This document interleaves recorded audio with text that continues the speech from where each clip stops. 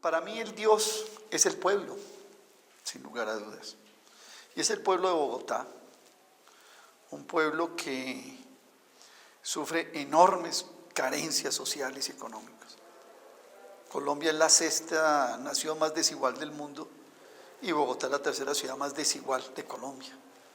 Por lo tanto, es esa, llamémoslo así, masa social, trabajadora, informal, incluso de clases medias, que son la enorme mayoría de los bogotanos.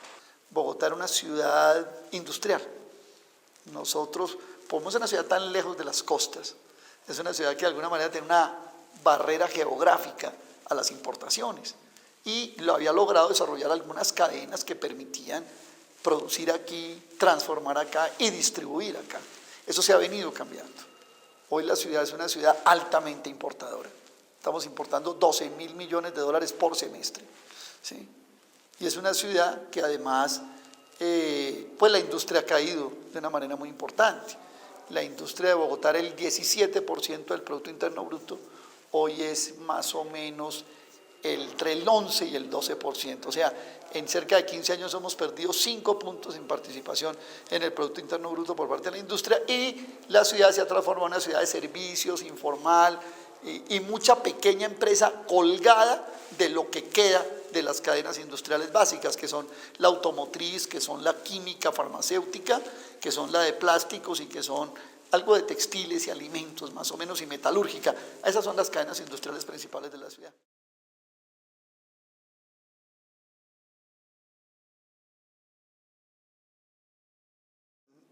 Yo he estado rebelado un poco contra la agenda de esta campaña electoral y tiene que ver con el Consejo del Quijote.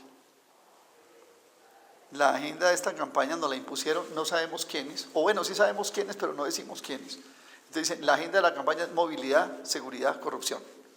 Y de ahí no se sale la campaña. No son las lágrimas del pobre. Yo creo que la campaña mía se diferencia es a partir de cuál es el origen de los problemas de Bogotá. Y con esto no le quiero hacer, pues, por supuesto, una absolución a la corrupción. Pero eso no quiere decir que hay que cambiar la agenda de la campaña, que es el punto de discusión. Porque yo creo que lo que yo venía diciendo antes, el principal problema de Bogotá es la desigualdad, el principal problema de Bogotá es la pobreza. El principal problema de Bogotá es que hoy estamos viviendo las consecuencias de una ciudad donde la mitad de las personas que trabajan ganan menos de un salario mínimo y medio. El neoliberalismo lo que hace es privatizar la energía, privatizar el agua, privatizar el aseo, privatizar el servicio de gas, privatizar el alcantarillado, ¿sí? Privatizar la producción de agua potable, incluso una parte de las telecomunicaciones y el transporte, por supuesto. Y en general estas son las rentas públicas que un centro urbano produce, son las principales rentas públicas. Entonces lo que se hizo fue un traslado de la renta estatal y de la renta de usuarios a un grupo privado que yo he resumido en 12 familias y 3 empresas multinacionales que son las que han capturado todas estas rentas. Yo estimo en más de 10 billones de pesos en los últimos 10 años. Si nosotros no mejoramos la ecuación, ¿qué es lo que vamos a hacer?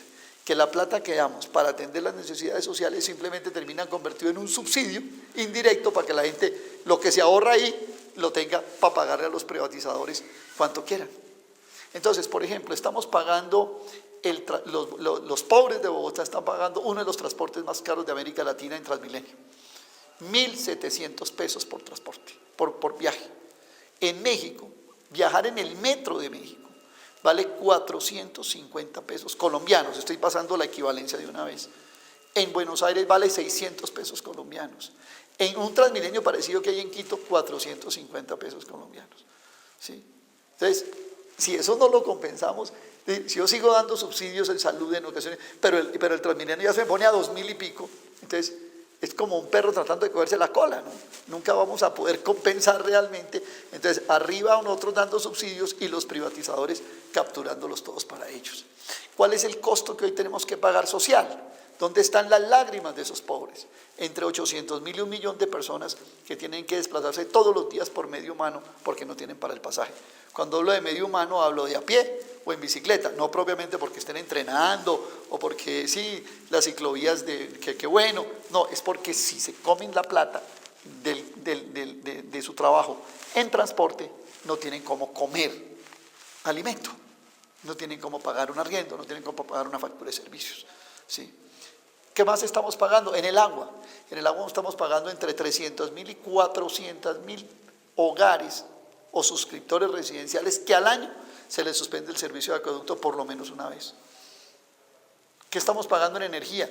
Tarifas enormemente costosas, un costo del alumbrado que significa para el distrito una erogación, pues es decir, casi única en Colombia. Es el usuario que más paga energía en Colombia, se llama el alumbrado de Bogotá, 320.000 bombillos por la noche que prendemos. Lo más grave es que la empresa que privatizó esto y que opera como una empresa privada, que es Codensa, no nos cobra los 320.000 bombillos como un conjunto y nos dice, bueno, les voy a dar una rebaja por tanto, sino que nos cobra como si fuera bombillo por bombillo. Y eso es una extracción de rentas del distrito, 60 millones de dólares al año pagamos por tener alumbrado prendido todas las noches.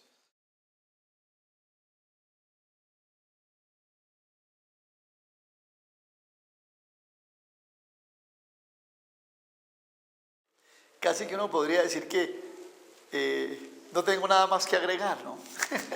¿Cierto? No tengo nada más que agregar. Pero yo sí agregaría 2 o 3 cosas. A mí me llama mucho la atención que la mayoría de las fuerzas políticas nuestras contradictorias, rivales, aplican el contrario del consejo del Quijote, ¿sí? Es que le dan al desdichado, pero las obras que tienen para mostrar tampoco son ningunas. Y se los dije en un debate en una universidad. Les dije, ustedes están interesados en acabar con el polo o en acabar con la corrupción, porque parece que ustedes eran más interesados era por un interés politiquero que de hecho por acabar con la corrupción. Por ejemplo, en estos días también le dije a un decano de economía de una universidad muy conocida de Bogotá, le dije, oiga, doctor, ¿y ustedes no van a cambiar el pensum ante esta crisis económica, ante la falla de la teoría económica? Y me dijo, yo no veo por qué hay que cambiar. ¿Sí? Entonces yo creo que nosotros sí somos lo contrario, ¿no? ¿Sí? Nosotros, aunque se nos dice que somos dogmáticos, la verdad es que los menos dogmáticos somos nosotros porque estamos de acuerdo a la realidad, a lo que vemos, a lo concreto. Ahora, ¿nuestra realidad cuál es? Es la realidad de las mayorías, la realidad de la nación, la realidad que nos liga a la defensa de la soberanía nacional, la realidad que nos liga a hacer de Colombia un país que se relacione con todos los demás en pie de igualdad, en beneficio recíproco, en respeto mutuo.